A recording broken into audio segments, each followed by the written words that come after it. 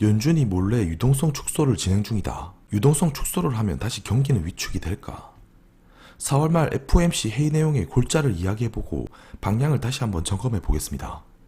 영상을 보시기 전에 구독하기는 공짜, 좋아요는 즐거운 마음으로, 알람 설정은 필수.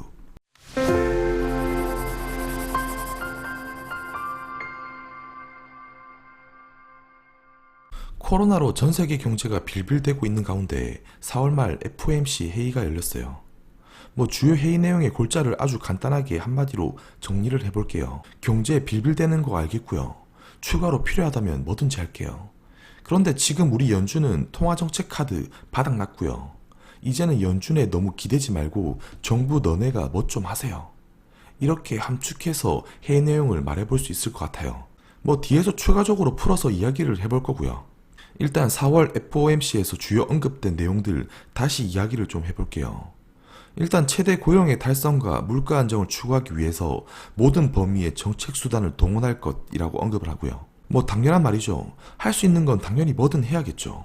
최근 코로나로 타격이 큰 고용 부분과 유가 떡락으로 이어진 디플레 압박에 대한 부분을 신경을 안 쓸 수가 없겠죠. 아무튼 그러면서 코로나가 경제활동 제약과 실업 문제를 크게 확산시키고 있고 수요와 유가 급락이 물가의 하방 압력으로 작용하고 있으며 이런 대내외 충격들로 인해 금융환경과 민간 부분의 대출활동을 크게 훼손하고 있다고 언급을 합니다.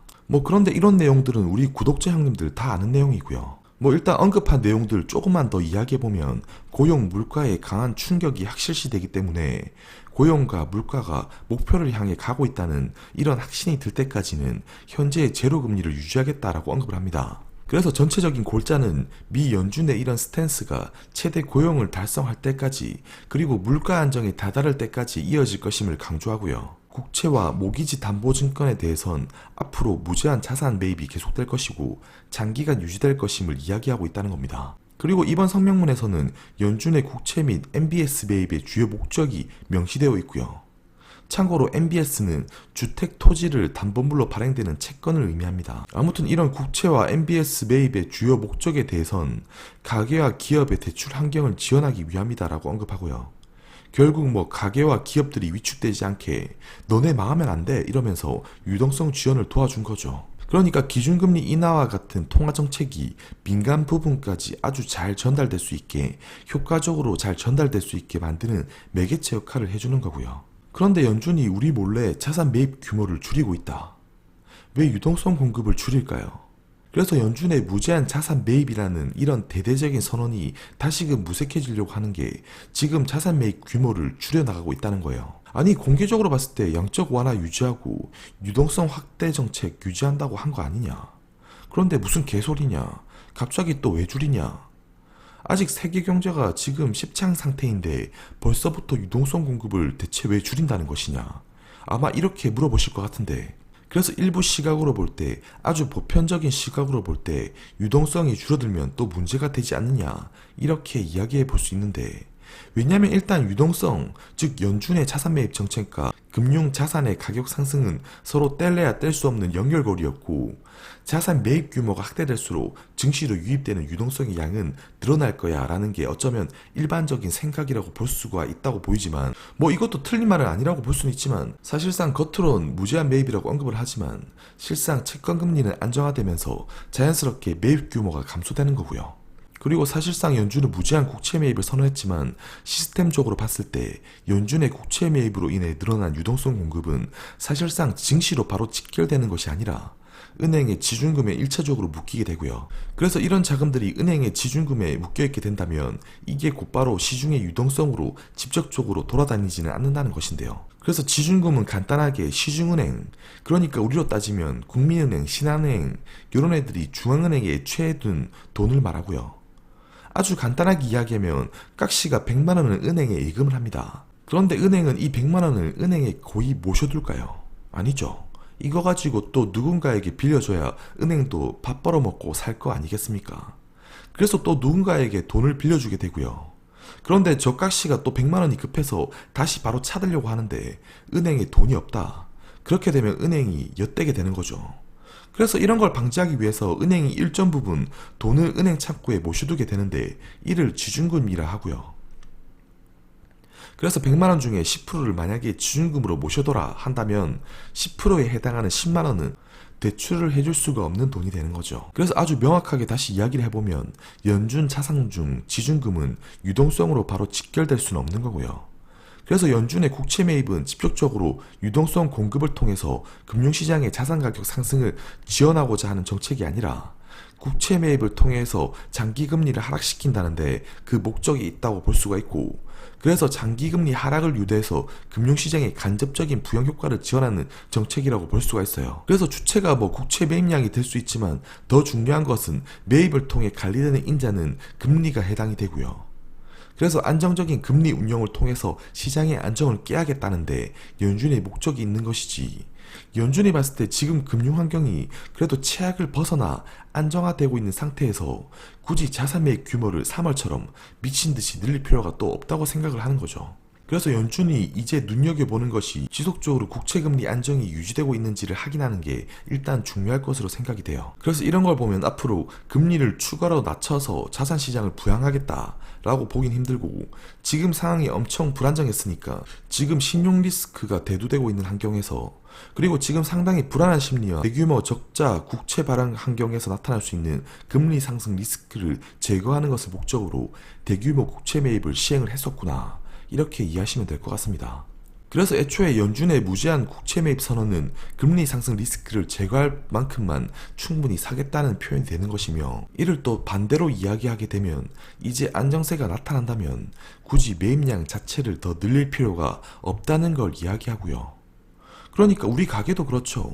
최악의 상황을 벗어나서 지금 먹고 살만한데, 안 그래도 집구석에 지금 대출이 많은 상황에서 굳이 더 무리해서 대출을 더 내가지고 무리할 필요가 없는 거랑 똑같다고 생각이 돼요. 그래서 제가 보기에 이런 매입 규모를 축소한다고 해서 크게 문제될 것은 없고, 오히려 단계적인 수순이며 연준이 바라보는 상황이 최악의 상황을 일정 부분 벗어났구나, 그래서 이런 스탠스를 취하고 있구나 라고 생각을 해요. 그리고 무작정 국채 매입 늘리면 자산 버블에 대한 우려도 신경을 쓸 수밖에 없는 상황이고요.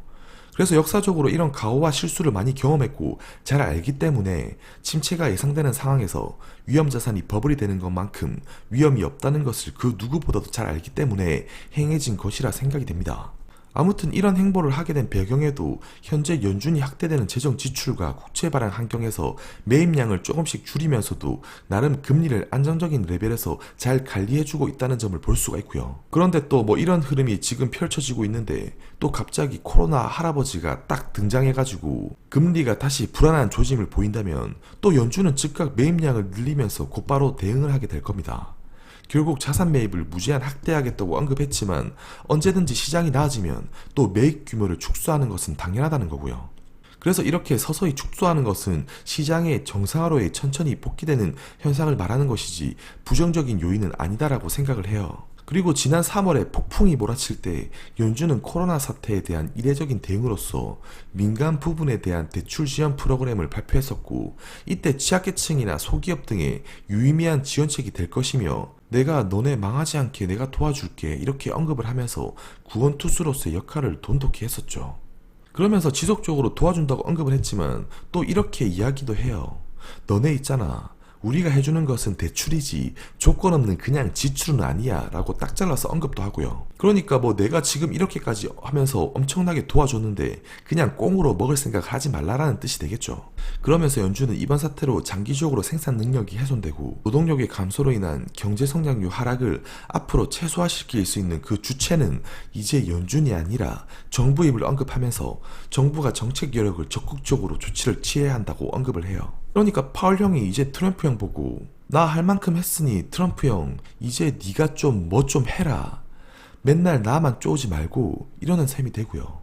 그러니까 파월 형이 여태껏 이런 말 한 적이 한 번도 없었는데 이런 말까지 하는 걸 보면 이런 말의 의미는 결국 연준은 이제 할 수 있는 게 별로 없다는 뜻이 되고요. 그러니까 우리 연준은 이제 쓸 카드가 이제 없어.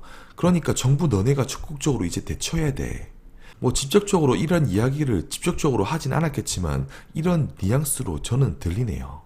그래서 이런 말까지 한 걸 보면 앞으로 금리를 추가로 내려서 부양하는 정책보다는 만약에 금리가 상승해서 불안 조짐이 보이면 우리는 이제 국채 매입 규모만 확대해서 우리가 할 수 있는 선에서만 적절하게 대응을 해나가겠다, 이런 말이 되고요.